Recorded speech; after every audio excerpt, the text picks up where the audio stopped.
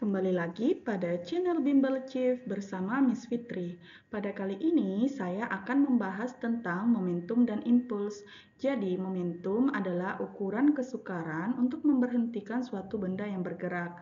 Semakin sukar benda berhenti, maka semakin besar pula momentumnya.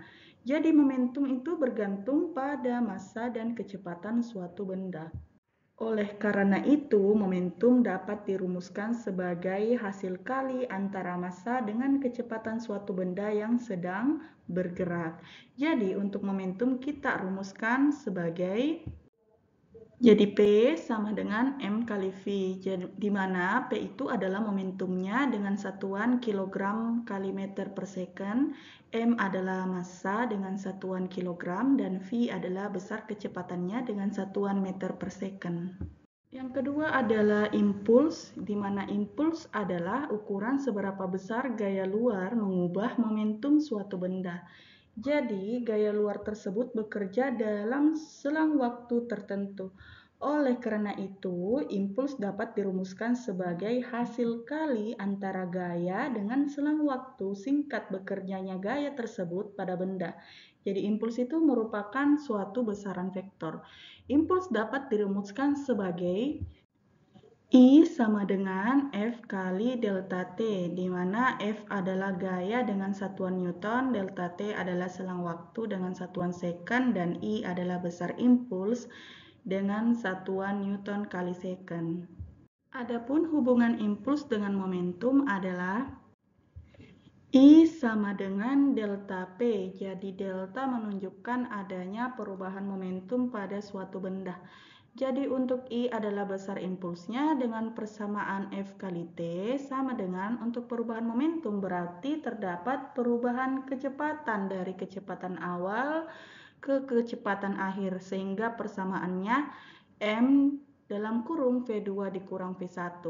Jadi F adalah besar gaya dengan satuan Newton, T adalah waktu dengan satuan second, M adalah massa dengan satuan kilogram, V2 adalah kecepatan akhir dengan satuan meter per second, dan V1 adalah besar kecepatan awalnya dengan satuan meter per second.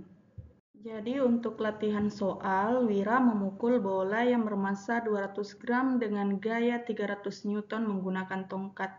Jika bola tersebut melambung dengan kecepatan 150 meter per second dari keadaan diam, maka lama bola menyentuh tongkat yang digunakan oleh Wira adalah.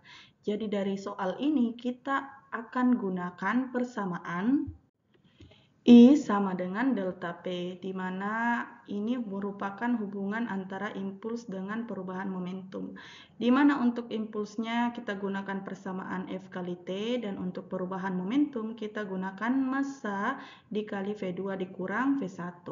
Jadi untuk gayanya diketahui dalam soal, F-nya adalah 300 Newton dan massanya adalah 200 gram. Kita ubah ke dalam satuan kilogram sehingga 0,2 kilogram.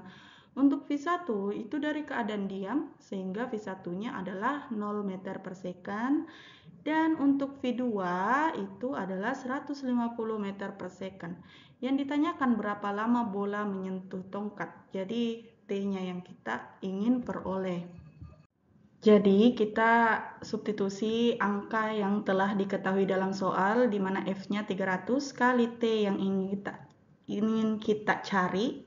Kemudian untuk massanya sebesar 0,2, jadi V2-nya 150 dikurang V1 itu 0. Jadi 300 kali T sama dengan 30, jadi untuk lama bola menyentuh tongkat yang digunakan oleh Wira adalah 0,1 second.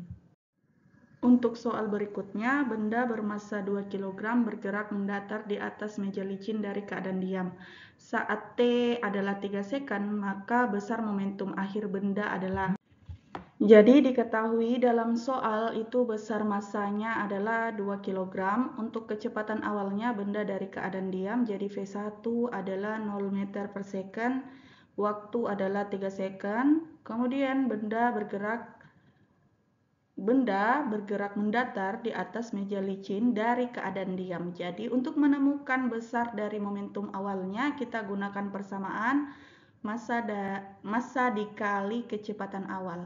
Karena kecepatan awalnya adalah 0, sehingga momentum awalnya adalah 0 kg kali meter per second.